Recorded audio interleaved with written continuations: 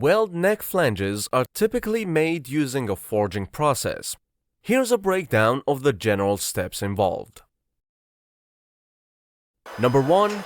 Billet preparation. A raw metal bar or block, called a billet, is selected based on the desired size and material of the final flange. This material is often steel, but other alloys can be used as well.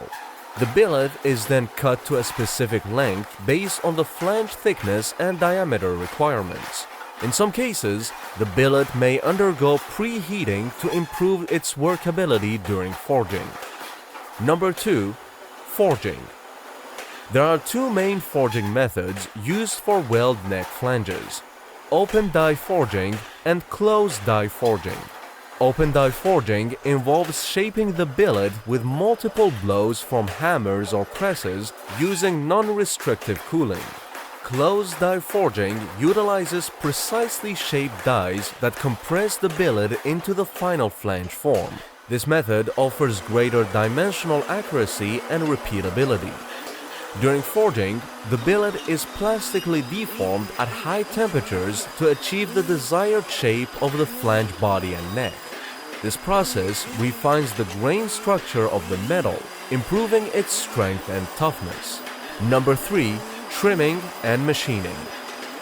After forging, the flange may undergo trimming to remove excess material and achieve the final dimensions. Machining operations like drilling the center hole and finishing the flange face might be performed to meet specific tolerances. Number 4. Heat treatment.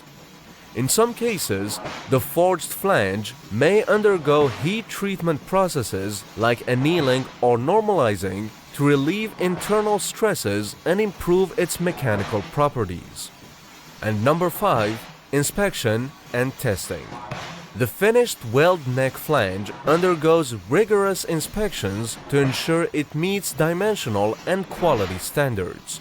This may involve visual inspection, dimensional checks, and material testing.